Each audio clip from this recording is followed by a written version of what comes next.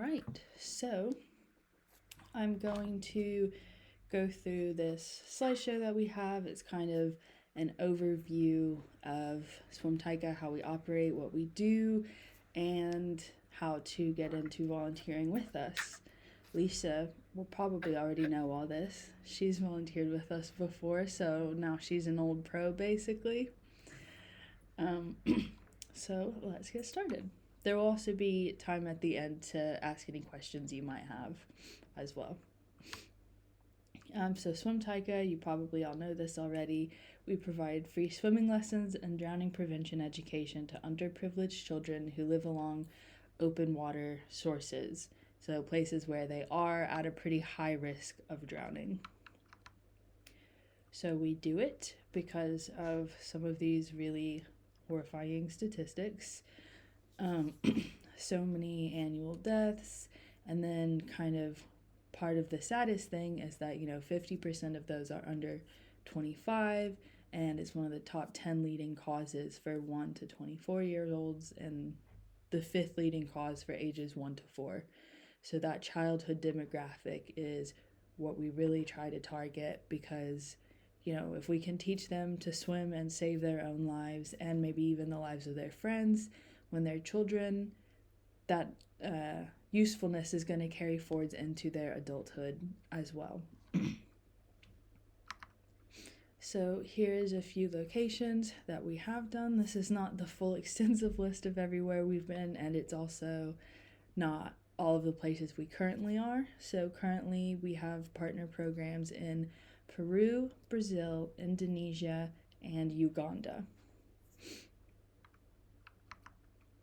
So the way that we do our mission is to connect passionate people such as yourselves with the local NGOs in these areas. So we partner with people who are in those communities. They have their own sort of charitable organization, and we are supporting them both financially and by finding volunteers and sending out volunteers to help teach swimming there.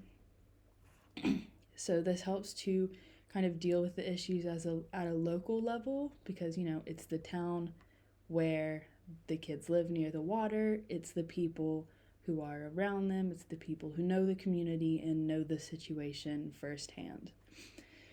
We build long-lasting partnerships with these programs. I think the one we have with Peru, this is, 2025 will either be the 6th or 7th year we've been with them. But because they're our program that starts in January, it's always like a weird rollover thing, because we're talking about the summer programs in 2025, sign up, volunteer then. But then the Peru's one's already happened for 2025, so you'd have to roll that over. That's not a problem for any of you, really. That's just kind of me rambling. But it goes to show some of our long-lasting partnerships.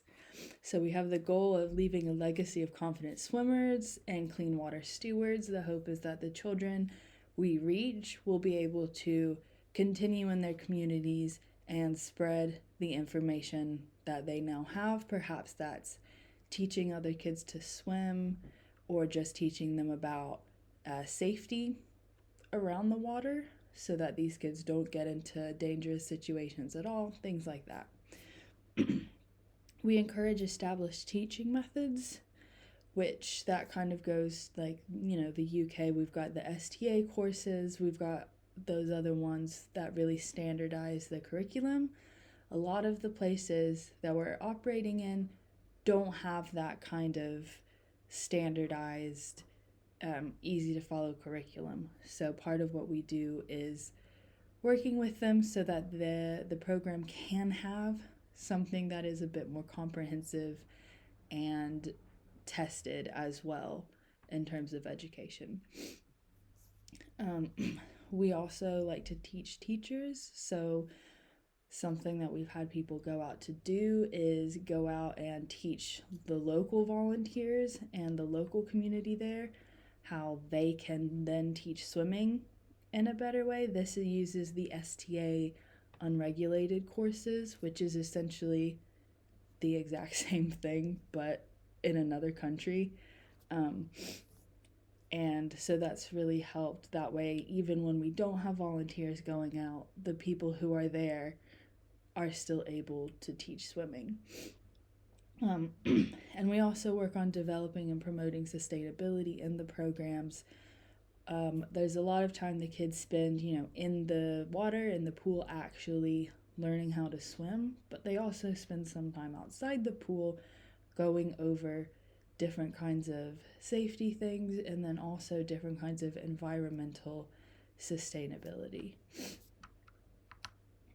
So some of our achievements at SwimTayka has been reaching over 8,000 children through our programs, all these locations that we've had, and over 40 volunteers have worked with us to teach swimming to save lives. Here is a photo of some of the children that we've taught with our partners in Peru. And this is one of our other programs in Brazil. We have Indonesia, of course, and our Uganda program, which this will be the first year of having it running for volunteers to go out and teach in Uganda, which is really exciting. You can even see the lake, the lake behind them a little bit there. So you've all kind of started this process a little bit, I think. So the first thing that you would do is register your interest in volunteering on our website, and then you'll automatically get sent the next step, the next form. It'll go straight to your email from there, and then you'll go through that kind of stuff, follow those processes. Once you've done the next step, you should be updated on what comes next. So it should be an easy flow to go through. The way that you start it is just by registering your interest, and then we go from there.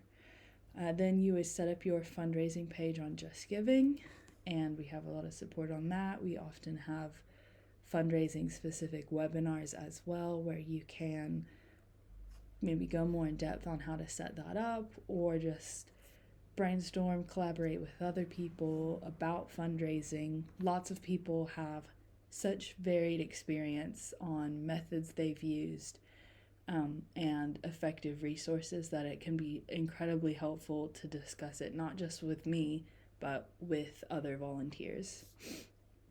And then at that point, you've got to book your flights and, do all your preparing. We do send out, there's a safeguarding course you would have to take before you go, but that's another thing that we send to you when it's at the right stage. You just kind of have to keep an eye on your inbox. So to go through what you will need to volunteer with us, here's our list of that. So you will need a qualification in teaching swimming through a recognized organization. You will need an up-to-date DBS check, or for those who are not from the UK or in the UK, whatever the equivalent background check is. Commitment to 2 or more weeks of volunteering. So our program slots are in 2-week stints, but if you ever did want to volunteer for longer, we could talk about that, work out more of a bespoke plan for that kind of thing, because it would look just a little bit different, but it is possible. We'd also need from you 2 professional references, whether it is colleagues, bosses, perhaps like professors or teachers, if work ones are a little bit harder to get, just basically not friends and family. It could also be any like somewhere that you volunteered before. Like I've volunteered at my village's local library, and so if you had a reference like that, that would be acceptable as well. And then of course you'll need some kind of enthusiasm and passion for teaching.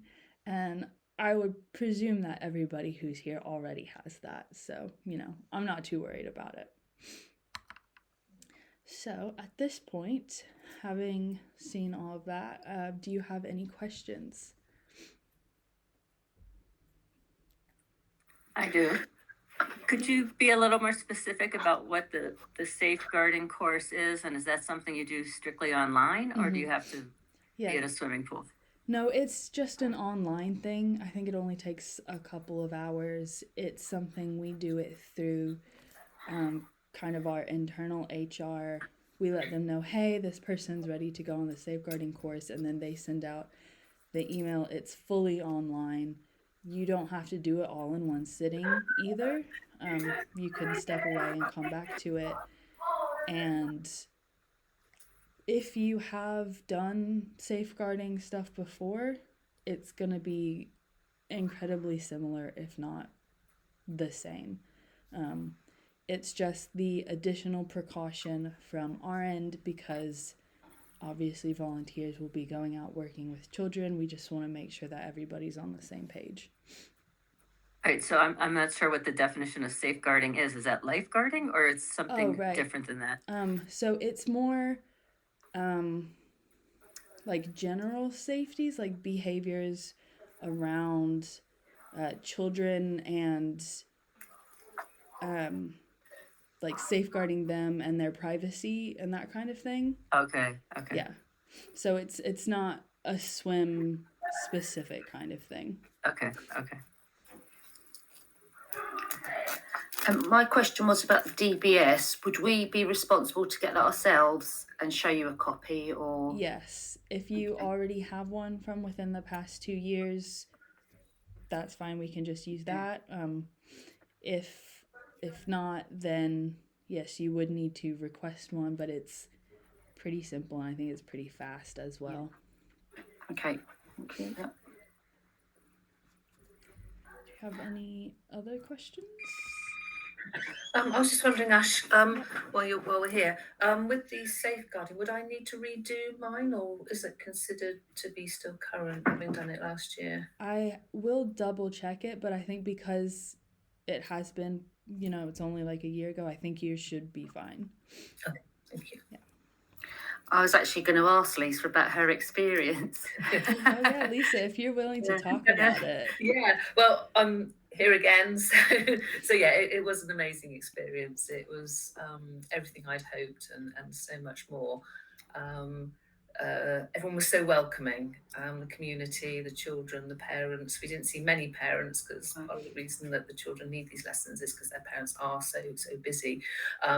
But so welcoming, and the children so enthusiastic and so willing to learn and try anything that you ask them to do. And the community was fun. It was amazing, and just the place was like nowhere I'd been before. So obviously the volunteering was and being with the children was the main reason for going. But where were you? I went to Bali. Sorry, it was in Bali, and so. But the experience that you have meeting other people and just being in the community for even a relatively short time just made it so much more rewarding than just visiting it as a tourist. And we were so welcome, and everyone was interested in what we were doing and grateful for what we were doing as well. And yeah, it was great. So I was lucky enough to be there while Amy was there, the ambassador. So she'd for Bali, she'd just been up in the north of the island, teaching some of the young teachers. They are literally they're sort of what are sort of sixth form university age, so teenagers, older teenagers, so young teachers, and they were sort of so enthusiastic, and they came back and they were thrown straight into it, literally. And so we had an evening with them, and we were just able to sort of give them some pointers and how to play games and things, because they just didn't really understand that side of the teaching. And it was just really nice. They were so keen to learn, the young teachers as well. And by the time we'd left, they were starting to have a go at some of the things that we'd suggested. And I think that's where it's so important. Hopefully, it becomes self-sustaining, doesn't it? Because quite a few of those volunteers learned through SwimTayka themselves. So yeah, I can't recommend it highly enough. It was an amazing experience, and it was something that I'd really just planned to go once, and just because I've always sort of wanted to do something like that. And having come back, it's made me sort of think, oh, no, it once wasn't enough, and there's still lots to do out there in terms of supporting the charity. But it was just such an amazing experience that, yeah, I'm desperate to go back again and carry on. And how did you find your fundraising? Was that okay? It was really. I mean, to be fair, I did most of it myself. It was mostly self-funded, really. Right. Okay. Yeah, so it's something that I'd kind of wanted to do. So I did some extra. I'm a full-time teacher at school. I teach swimming in my spare time, and so I just took on some extra shifts doing that to sort of help raise the money. Okay. So I found that was just easier for me to do it that way rather than trying to raise funds. So yeah, okay. I know from other people that went, there's lots of help, isn't there, Ash? And I know that you send out lots of things and suggestions and ideas on how to raise money. So I think that was really useful. So to some of the other people that I spoke to, that's what they've done, and they did say that that's all part of the experience that was quite rewarding as well. It's interesting. Well, I like to hear that they found those things useful. But we've got like a whole fundraising booklet that's got a lot of tips and tricks that you can do. We've got templates as well that you could use to send out to friends, colleagues, acquaintances, kind of explaining what you're doing and asking if they would like to support you, because we have found that a lot of people are surprised by the amount of financial support their own social circles are willing to give them. But then beyond that, there's events you could do, lotteries, things like that. Okay. Well, gosh, that's another question. One was about vaccinations. Do you give advice about whatever area you might be going to? Was that for us just to sort of work that for ourselves? Generally, it's just you can, I think, look up on the World Health Organization kind of website, sort of what the recommended vaccinations are for whichever location you go to. As far as I know, there's nothing like super special that you need to get for any of these. Okay. Thank you. And one last question, sorry. Yeah, no worries. So dates wise, would we choose when we can go, when we're filling in the form, sort of the dates would be available? How does that work, sort of choosing your dates? Yeah, so even as soon as registering interest on the site, you can select a few dates that you're interested in, but when it comes to the further, more specific forms, like reserving your specific slot and putting in your actual details, it gives like a drop-down menu of all the available time slots, and again, they're in 2-week increments that follow on each other. That way, it's just easier for the program to arrange all the accommodation, things like that. But I will also say, in regards to flights, it doesn't matter like what time you arrive and what time your departure for flight leaves.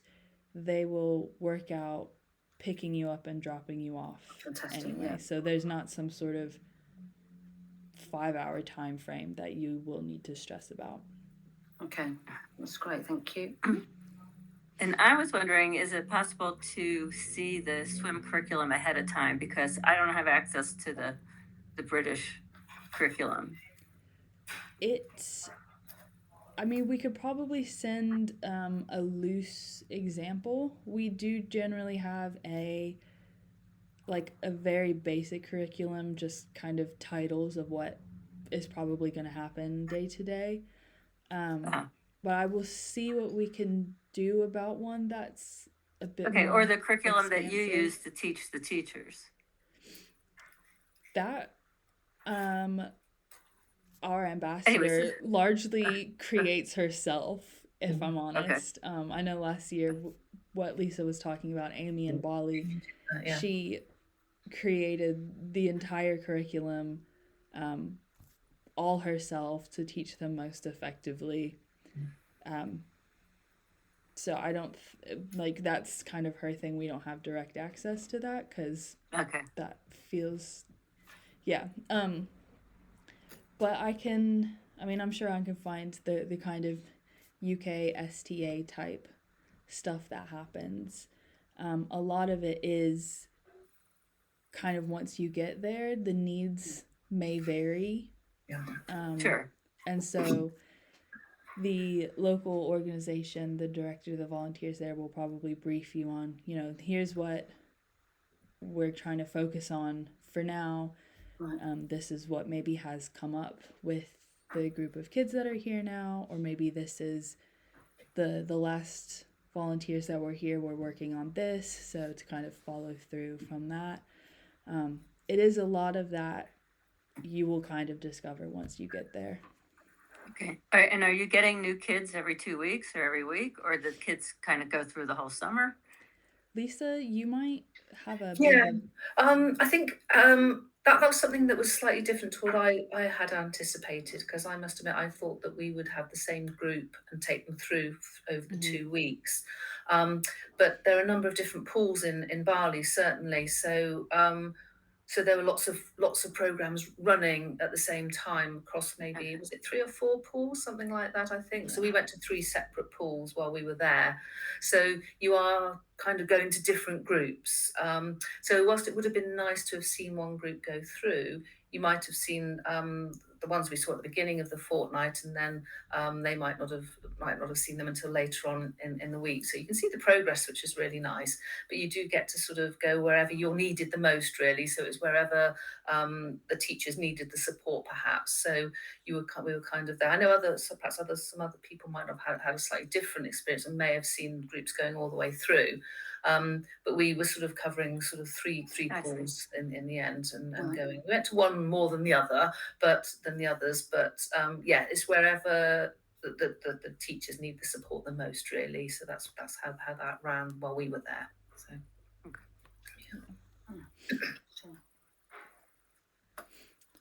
do we have any other questions for now? I don't think so, not at the moment. There's probably loads that pop into my head at some stage. That's fine. Any questions you come up with later, you can email me, WhatsApp me, however. Lovely. You can't come up with more than I did. I had so many questions for Ash. She's very patient, but I don't know. I think other people have come up with more. So I love the questions, If you sort of start the process and think, actually, I'm just thinking about other commitments in the year, and actually you thought, actually, this year might not be the best year, I can come back next year. Is that sort of, can you pause the application and then start again? That's a bit of a case-by-case situation. Okay. There is a £45 non-refundable kind of reservation fee that secures the time slot that you want. Other people can't take that. Okay. So that would be non-refundable either way. However, if you got further down and say, had started fundraising and you had maybe even all the amount in there, you just couldn't go, we would be able to talk with you about maybe moving it to next year and just working with you and seeing what options are there. Okay. Super. Really, you need to be sort of clear before you probably start the fundraising and the application. Yeah, even if it was you wanted to volunteer next year, you could still go ahead and start that process and start fundraising for it and have just that longer window to do it. And that's good. Yeah, so there is that option. And then it also, if you don't necessarily have all of the materials yet, say you need a new DBS, or even your swimming certification has expired, you need to kind of renew that or get another one, that would give you time to do that as well. Well, that's good to know. Yeah. And we would, keep in contact with you regarding other webinars and things like that as well. Okay, super. Well, it's looking like that, we've finished almost great. exactly on time. Yeah, good timing. That's really helpful. Thank you very much. Yeah, Yeah. I'm glad you all came and were able to get something out of this, hopefully. Yeah, definitely. It's very helpful. Thanks. Always. Thanks, Ash. Thank you. Have a Nice good to rest see of your you. day. Bye-bye. Bye. Bye.